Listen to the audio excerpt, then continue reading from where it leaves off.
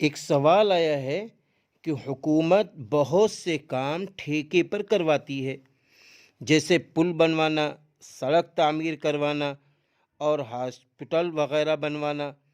کیا اس طرح کا ٹھیکہ لینا اور اس طرح کا پیشہ اختیار کرنا درست ہے؟ یہ سوال ہے۔ جواب ہے، حکومت نے جس کام کا ٹھیکہ دیا اور کسی نے یہ طے کرتے ہوئے منظور کیا کہ اتنی رقم لوں گا، اس طرح کا کام کروں گا، تو جو کچھ بچے گا وہ میرا ہوگا۔ بلا شبہ یہ ٹھیکہ لینا درست ہے، جائز ہے۔ موجودہ دور میں ساری تفصیلات طے ہو کر ہی ٹھیکہ دیا جاتا ہے، اس لیے اس کے کرنے میں شرعاً کوئی حرج نہیں ہے۔ البتہ یہ ضروری ہے کہ معاہدے کے مطابق کام ہو اور دھوکہ دہی نہ ہو، کیونکہ حدیث شریف میں آتا ہے مسلمانوں کے لیے شرائط کے مطابق معاملہ کرنا درست ہے، البتہ ایسی کوئی شرط نہ ہو جو حلال کو حرام کر دے یا حرام کو حلال کر دے۔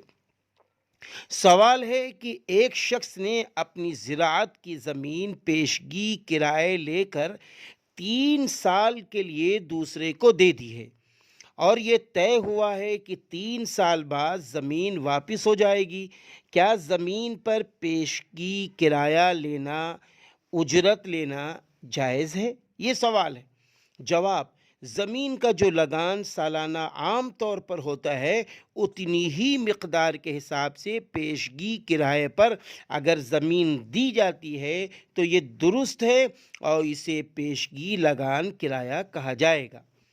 سوال ہے، سال بھر کی تنخواہ مقرر کر لینا اور یکمشت پہلے ہی لے لینا، کیا یہ درست ہے؟ جیسے کمپنی والے پورے سال کی تنخواہ پیکج کی صورت میں طے کر دیتی ہے اور کسی ماہر کو اس پر رکھ دیتی ہے، کیا سال بھر کی تنخواہ پیشگی لے لینا درست ہے جبکہ ابھی اس نے کام بھی نہیں کیا ہے؟ یہ سوال ہے۔ جواب ہے، جس طرح ماہانہ تنخواہ کا معاملہ درست ہے، اسی طرح سال بھر میں یکمشت مقدار معین پر معاملہ کرنا اور پیشگی تنخواہ لینا درست ہے۔ سوال ہے کہ 4 لوگوں نے مل کر ایک دکان کی، ان میں سے 2 آدمی اس دکان پر کام کرتے ہیں اور تنخواہ لیتے ہیں، کیا ان لوگوں کے لیے تنخواہ لینا درست ہے جبکہ یہ دونوں بھی انہی 4 شرکاء میں سے ہیں؟ جواب: جب یہ دونوں شریک ہیں تو کار شرکت کی اجرت لینا درست نہیں ہے، البتہ کام کرنے کی وجہ سے اگر نفع میں کچھ زیادہ حصہ ان دونوں کے لیے تمام شرکاء تجویز کر لیں تو یہ درست ہے اور نفع کا زائد حصہ عمل زائد کا بدل ہو جائے گا۔ اسی طرح ایک سوال ہے، اگر کرایہ دار مکان مالک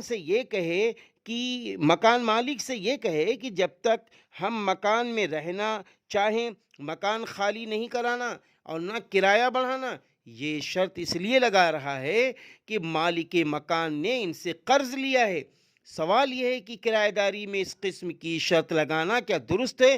جواب: مکان خالی نہ کرانے اور کرایہ بڑھانے کی شرط صحیح نہیں ہے، اس سے معاملہ کرایہ داری فاسد ہو جاتی ہے۔